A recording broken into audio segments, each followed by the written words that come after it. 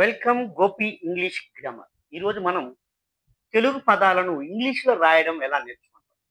Last క్లాస్‌లో హల్లులు పదాలు నేర్చుకున్నాం. కమల KAMALA కమల, అమల AMALA, వనజ VANAJA, జడ JADA, ఉష USHA ఉష. అట్లా తెలుగు పదాలను నిదానంగా ఇంగ్లీష్‌లో రాయడం నేర్చుకున్నాం. తర్వాత చూడండి, మమత, మమత MAMATHA మమత, రభస RABHA భాస, పనస PANASA పనస.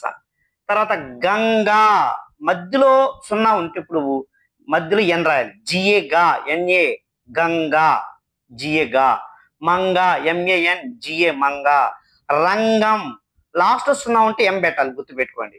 లాస్ట్ లో సున్నా ఉంటే ఎం పెట్టాలి, రంగం. చందన CHANDANE చందన, వందన VANDANE వందన, చదవడం.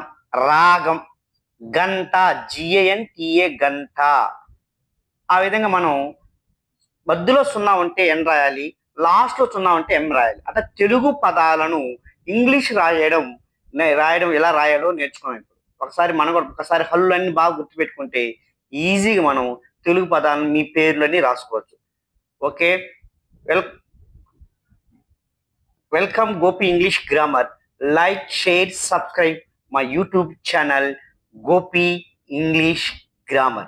Thank you to all. Okay, thank you to all. Happy Diwali. Thank you to all.